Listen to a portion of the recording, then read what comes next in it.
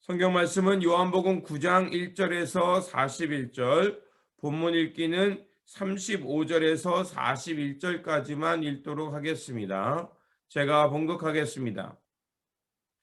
예수께서 그들이 그 사람을 쫓아냈다 하는 말을 들으셨더니 그를 만나사 이르시되 내가 인자를 믿느냐? 대답하여 이르되 주여 그가 누구시오니까 내가 믿고자 하나이다. 예수께서 이르시되 내가 그를 보았거니와 지금 너와 말하는 자가 그니이다. 이르되 주여 내가 믿나이다 하고 절하는지라.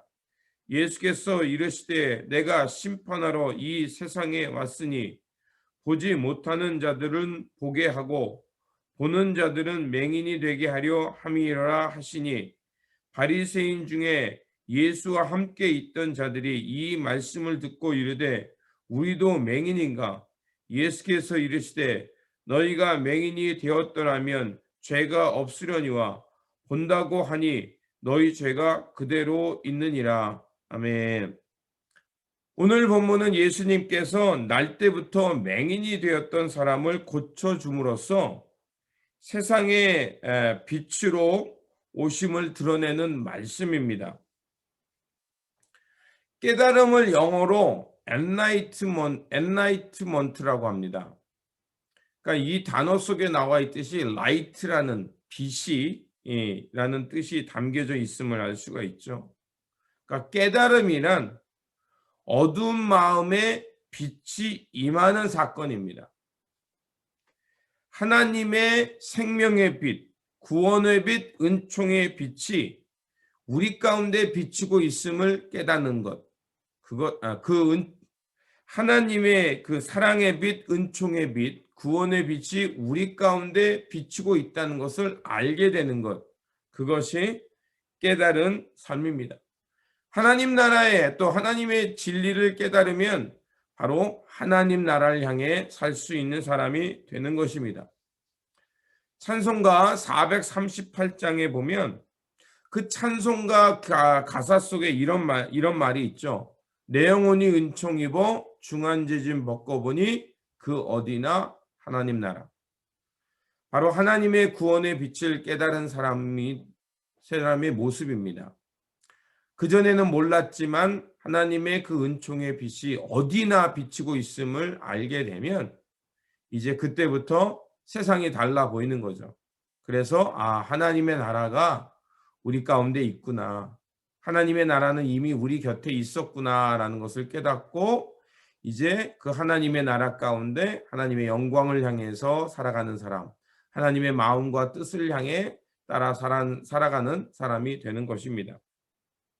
그래서 오늘 본문은 그 영생의 삶이 어떻게 시작되는지를 보여주는 말씀입니다.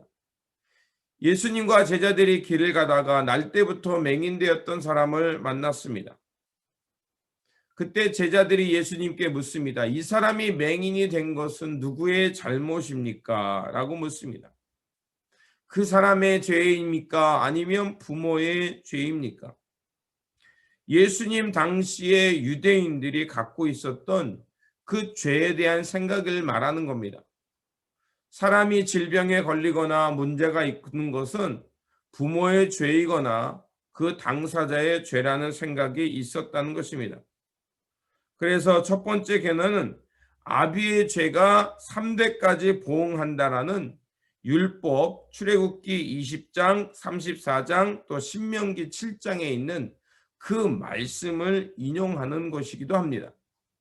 그리고 두 번째로 포로기에 나타났던 죄의 사상인데 그것은 에스겔 18장 또 예레미야 31장에 나오는 그 부모의 죄가 결국 그 태어나지 않은 후손들에게까지 미치게 된다라는 생각이 있었습니다. 어느 것이 맞느냐는 것은 논쟁의 여지가 있습니다. 하지만 중요한 것은 이 어떤 불행이 일어나는 것은 부모의 탓이든 혹은 그 사람의 당사자의 탓이라는 그 보응의 결과라, 죄의 보응의 결과라는 견해는 같습니다. 이것을 볼 때 예수님 시대나 또 요즘 시대도 타인의 고통에 대해서 이 민감하지 못하고 누구의 잘못인가 따지는 것은 비슷한 것 같습니다. 그런데 우리는 어떤 불행을 볼 때 누구의 탓을 할 것이 아니라 오늘 본문에 주님께서 말씀하는 것처럼 이 일은 바로 하나님의 영광을 드러내는 일이다. 이 말을 오해하시면 안 됩니다. 하나님이 영광을 드러내려고 사람을 불행하게 만든다는 것이 아닙니다. 이 일을 통해서 하나님의 구원의 역사가 드러난다는 것을 말하는 겁니다. 즉 하나님께서 예수님을 이 땅에 보내신 목적이 무엇인가를 드러내시는 사건이라는 것입니다. 그래서 이 본문을 자세히 보면 하나님께서 어떻게 예수님을 통해 구원의 사건을 드러내고 있는지를 알 수가 있습니다. 그래서 예수님께서는 3절에 말씀하신 것처럼 하나님의 일을 나타내기 위함이라고 말씀하시고 예수님은 그 사람에게 적극적으로 치유하는 것을 볼 수가 있습니다. 그런데 이 예수님의 치유 사건이 일어난 날이 안식일이었습니다. 총각을 다투는 또 생사 여부가 달려있는 급한 상황도 아니고 또 이 날 때부터 맹인되었던 사람이 예수님께 달려와서 나를 고쳐달라고 얘기하지도 않았습니다. 다른 복음서에서는 바디메오가 예수님께 달려나와서 고쳐달라고 소리를 질렀죠. 하지만 여기서는 다릅니다. 예수님께 그가 요청하지 않았는데 예수님은 굳이 안식일에 이 치유의 일을 행하십니다. 그런데 왜 예수님이 안식일에 치유한 것이 부정한 일이 되냐면 그 예수님께서 이 오늘 본문 속에서 보면 흙으로 이기셨다. 흙을 들어서 침을 뱉어서 그것을 이렇게 이겼다. 이렇게 반죽하듯이 짓이겼다라는 표현이 나옵니다. 이 행위는 예수님의 치유 행위인 동시에 또한 안식일에 하지 말아야 될 떡을 반죽하는 행위는 안식일에 해서는 안 되는 금기 중에 하나였습니다. 그렇기 때문에 안식일을 거룩하게 지키는 금기 행위를 예수님께서 깨뜨렸기 때문에 예수님이 치유한 행위는 일어나서는 안 되는 일입니다. 그리고 죄인이 어떻게 하나님의 구원의 사건인 치유의 사건을 일으킬 수 있습니까? 그러니까 그것은 그런 생각을 유대인들이 갖고 있었기 때문에 예수님께서 날 때부터 맹인되었던 사람을 치유한 그 사건을 갖고 논쟁이 일어난 겁니다. 예수님이 하나님이 보낸 사람이 아니어야만 되는 거예요. 그리고 그 치유의 사건이 일어나지 말아야 하는 거예요.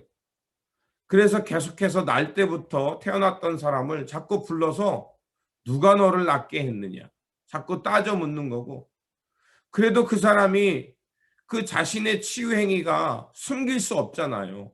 그러니까 그 부모를 불러다가 이 사람이 정말 날 때부터 맹인이었냐 아니면 지금 맹인인 척했냐 자꾸 따져 묻는 겁니다.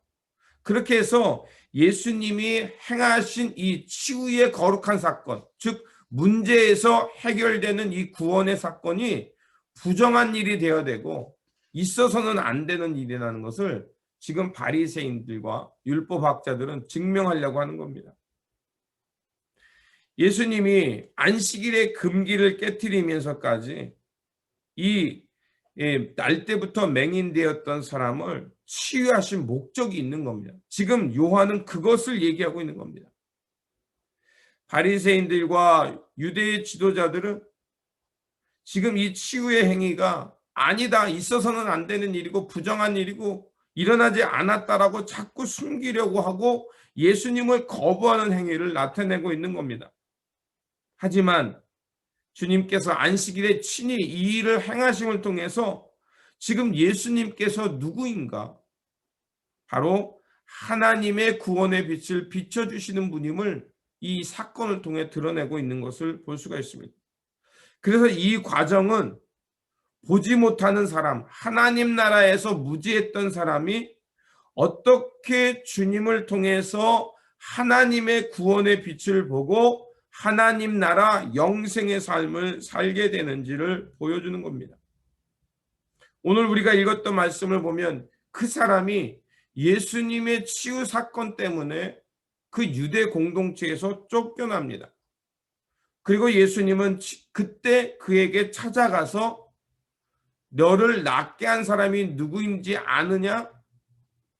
그리스도인 것을 믿느냐?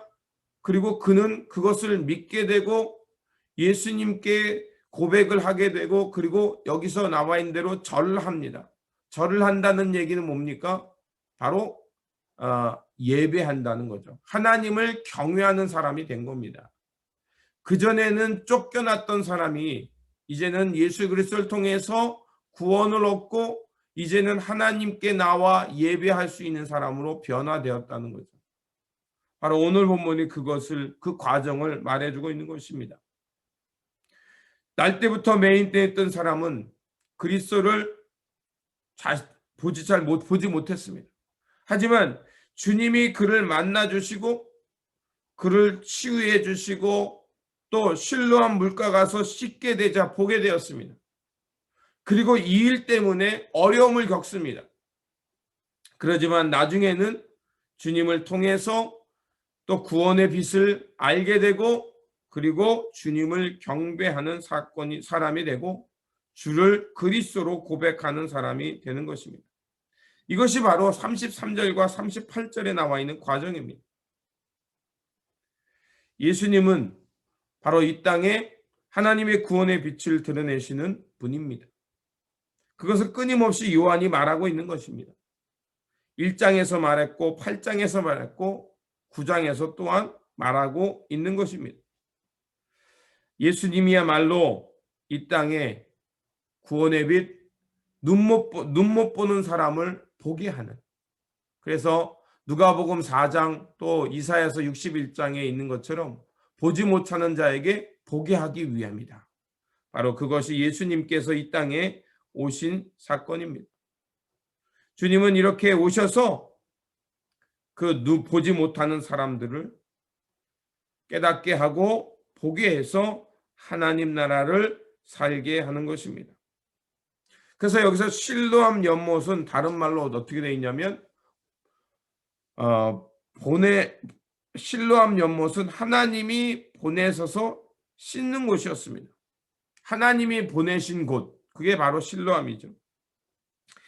이 실로암 연못에 이런 씻게 되는 사건은 열왕기하 5장에 나오는 엘리사가 나만 장군에게 요단강에 가서 씻으라라는 얘기와 굉장히 닮아 있는 것을 볼 수가 있습니다. 나만 장군이 엘리사의 말에 따라서 요단강에 씻게 되자 그가 이방인이었음에도 불구하고 그 몸에 그 문둥병이 낫게 되죠. 그리고 자기 고향에 고국에 돌아가서 하나님을 경외하는 사람으로 살게 됩니다. 굉장히 이와 비슷하죠. 결국 이 실로암에 가서 씻는다라는 이 행위는 우리가 주님 앞에 나아가 사회적 통념, 우리를 자리 잡고 있는 여러 가지 관념들이 있습니다. 또 우리가 살아왔던 습성들이 있습니다. 이런 것들이 주님의 말씀 앞에서 씻겨질 때 우리의 눈이 떠져서 영생, 깨달음을 얻고 하나님 나라를 살게 된다는 것입니다. 결국 이 날 때부터 맹인을 치유하는 사건은 하나님께서는 우리의 중심을 보시고 우리 안에 그 삶을 변화시켜서 내면의 생각을 변화시켜서 하나님 나라를 살게 한다는 것입니다. 그래서 마태복음 6장 전에도 말씀드린 것처럼 우리가 늘 하나님 앞에 나아가 기도해야 되는 이유가 거기에 있습니다. 기도한다는 것은 다른 것이 아니라 우리의 이너 월드, 우리 내면 세계에 무엇이 있는가를 살피라는 것입니다. 그래서 주님께서는 특별히 골방에 들어가 문을 닫고 기도하라고 했습니다. 왜? 사람들에게 보이고 가식적인 기도는 우리 내면을 보는 것이 아니라 오히려 외식하게 하기 때문에 그렇습니다. 그래서 은밀히 보시는 주님 앞에 나아가 기도하며 내 마음을 살피는 것이 바로 깨달음의 시작이라는 것입니다. 그래서 우리가 이 골방에 들어가 깨달아야 할 것은, 또 바라봐야 할 것은 육신을 입고 이 땅에 오신 예수 그리스도, 그리고 하나님과 동등됨을 취하지 아니하시고 이 땅에 기꺼이 오셔서 또 우리와 함께 고난받으신 그 예수 그리스도, 그분을 바라볼 때 결국 우리의 눈은 씻겨져서 하나님의 구원의 빛을 발견하게 되고 주를 그리스도로 고백하며 하나님 나라 가운데 살 수 있는 것입니다. 바로 이것이 요한이 말하는 거듭남이요, 또 오늘 본문을 통해 말하고 있는 것입니다.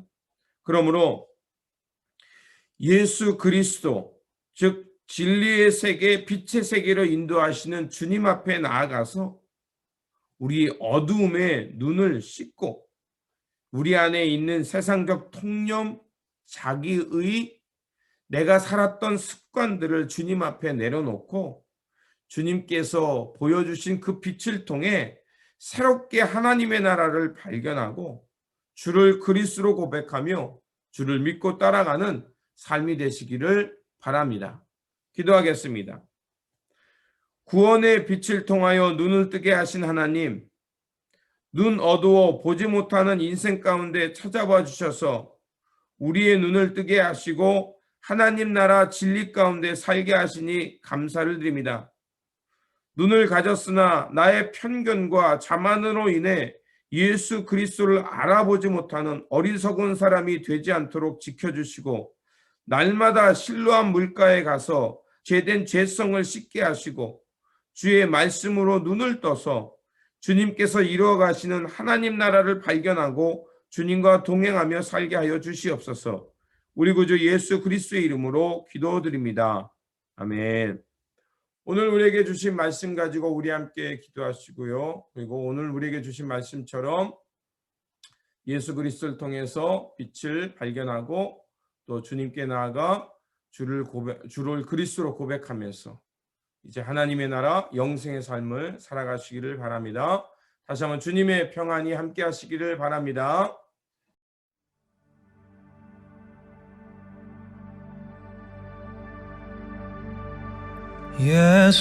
예수님은 누구신가? 우는 자의 위로와 없는 자의 풍성이며 전한 자의 높음과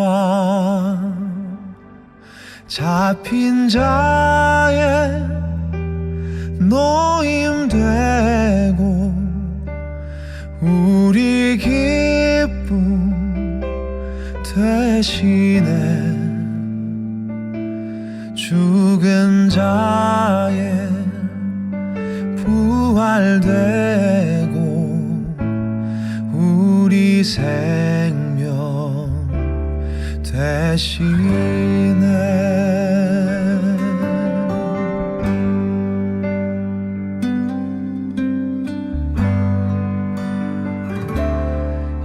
예수님은 누구신가? 약한 자의 강함과 눈먼 자의 빛이시며 병든 자의 고침과 만국인의 구주시며 모든 왕의 왕이요 심판하신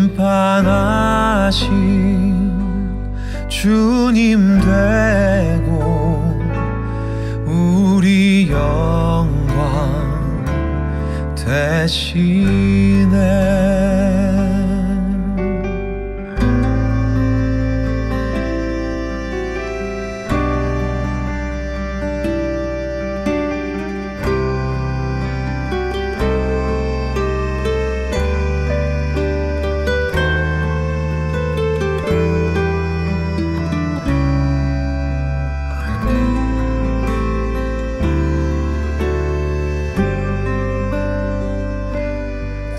잡힌 자의 노임 되고 우리 기쁨 되시네.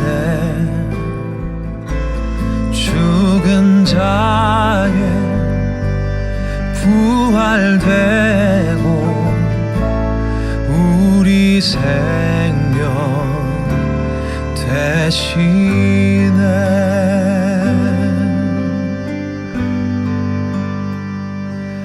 내 영혼에 빛이시며 우리 소망 되시네.